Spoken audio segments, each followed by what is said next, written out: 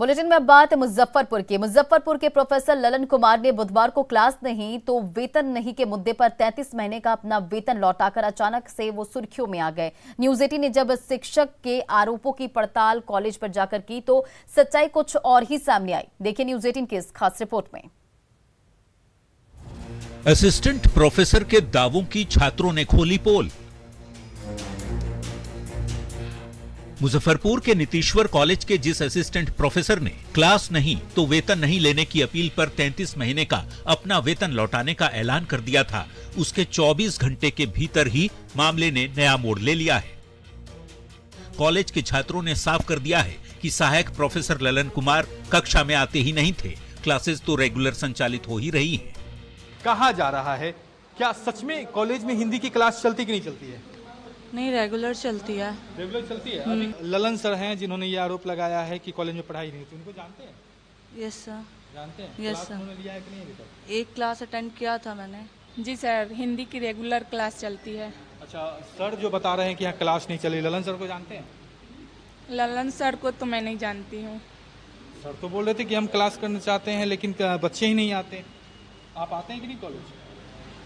मैं आती हूँ कॉलेज। सर क्लास चली जा रही है और चल रही है? रोज रेगुलर चल रही है। रेगुलर चल रही है एकदम। लेकिन प्रोफेसर साहब जो आपके हैं कॉलेज के, उन्होंने तो सीधे तौर पे कहा क्लास ही नहीं चलती। नहीं सर, चलती है क्लास। ललन सर ने कितनी बार क्लास लिया? उन्होंने क्लास बहुत कम लिया। कक्षाएं संचालित हो रही हैं तो शिक्षक ने क्यों सवाल उठाया? असिस्टेंट प्रोफेसर ने बुधवार को क्या कहा था, वो बयान एक बार फिर से सुन लीजिए। हमारी जो अकादमिक प्रतिभा है वो प्रतिभा हम अपनी जगह पर नहीं दिखा पा रहे हैं। यहाँ पर जैसे हमारी कोशिश है कि मैं मास्टर्स के बच्चों को पढ़ाऊँ, उसके ऊपर के बच्चों को पढ़ाऊँ।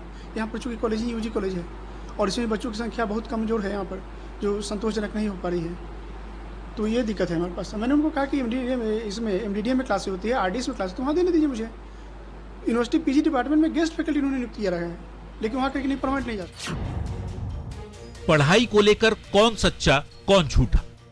जिस नीतीश्वर कॉलेज में ललन कुमार नियुक्त हैं, वहां पर तो हिंदी विभाग की कक्षाएं संचालित होती हैं, एक गेस्ट फैकल्टी भी पढ़ाते हैं, तो ललन कुमार क्यों नहीं क्लास लेते? सुनिए कॉलेज के ही दूसरे शिक्षक और प्रिंसिपल का बयान। बस हम दो हैं, हम एक अतिथि के रूप में हैं। जी जी जी, एक ललन सर हैं, हमारे एचओडी भी हैं, और ऐसे व्यक्तिगत सब कुछ ठीक है, लेकिन आरोप क्यों लगाएं? वो छात्र अभी होंगे जिनका एडमिशन हिंदी में 20 और 23 सेशन में 131 बच्चे हैं और सब हमारे ग्रुप में जुड़े हुए हैं। अगर छात्रों की कमी की बात की जाए तो इससे तो मैं सहमत नहीं हूँ, और क्योंकि ये साफ पता चलता है कि सारे बच्चे हिंदी के स्टूडेंट हैं और जो भी कैंपस के भीतर स्टूडेंट होंगे वो हिंदी के जरूर स्टूडेंट हैं। तो आखिर क्या है प्रोफेसर ललन कुमार की सच्चाई, वो भी जान लीजिए। नीतीश्वर कॉलेज में प्रोफेसर ललन कुमार 2019 से ही कार्यरत है। 33 महीने का वेतन लौटाकर सहायक प्रोफेसर ने सबको चौंका दिया था। बीआरए बिहार विश्वविद्यालय के कुलपति को वेतन का चेक भेज दिया था। बिना पढ़ाए वेतन नहीं लेने की ललन कुमार ने दलील दी थी और ऐसा प्रावधान नहीं होने पर विश्वविद्यालय प्रशासन ने चेक अस्वीकार कर दिया था। मतलब ये कि professor Lalan Kumar post graduate छात्रों को पढ़ाना चाहते हैं या फिर दूसरे कॉलेज में तबादला चाहते हैं। शायद इसीलिए विभाग के खिलाफ उन्होंने शिकायत दर्ज कराई। जाहिर तौर पर एक शिक्षक की शिकायत से छात्रों के साथ ही कॉलेज प्रबंधन भी हैरान है।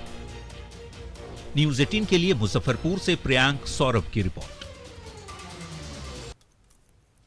और इधर मुजफ्फरपुर के नीतीश्वर कॉलेज के assistant professor doctor Lalan Kumar की सैलरी लौटाने वाले मामले में बीयूटीए यानी कि बिहार यूनिवर्सिटी टीचर्स एसोसिएशन ने बैठक बुलाई है और बीयूटीए ने कॉलेज में पढ़ाई नहीं होने की खबर को भ्रामक बताया है। साथ ही कॉलेज की छवि खराब करने का आरोप भी लगाया है। विद्यालय बूटा इकाई की हम लोगों ने सभी सदस्यों के साथ बैठक की।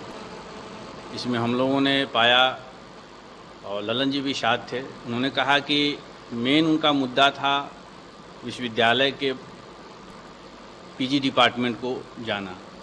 हम लोगों ने बिल्कुल ये कहा है अपने यूनिट के तरफ से कि इस घटना को हम घोर निंदा करते हैं और अविलंब इसको प्रेस रिलीज करके या जिस माध्यम से हो, यह जो खबर फैलाई गई है ये भ्रामक दुष्प्रचार और किसी भी संस्था को दुष्परिणाम करने के लिए ये मनगढ़ंत कहानी कही गई है। और यदि ये जो लोग कहते हैं कि हाँ यहाँ पर क्लासेस बहुत होती है या क्लासों की दिक्कत नहीं है, तो ऐसा नहीं, हमारे पास एक ठोस प्रमाण है जिससे पूरी बातें स्पष्ट साबित हो सकती है।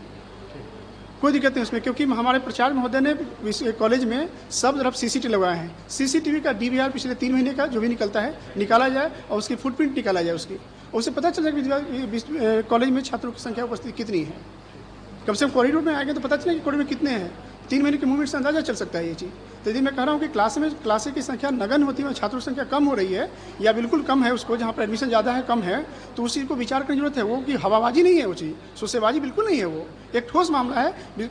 महाविद्यालय प्रशासन चाहे तो इसको निर्णय लेकर के उसको ठीक कर सकता है और मुझे लगता है करना चाहिए, और ये करते हैं तो मुझे कोई आपत्ति नहीं। मैं यहाँ पर रहने की कुछ मुझे क्या दिक्कत है। और मधुबनी के हर इलाके में एसएसबी के जवानों ने गांजे की खेप के साथ नेपाली तस्कर को गिरफ्तार किया। तस्कर के पास से 22 किलो 400 ग्राम गांजा भी बरामद हुआ। तस्कर की गिरफ्तारी भारत नेपाल सीमा पर पिलर संख्या 288 के नजदीक हुई है। तस्कर की पहचान नेपाल के धनुषा जिले के रहने वाले सचिन कुमार के साह के रूप में हुई है।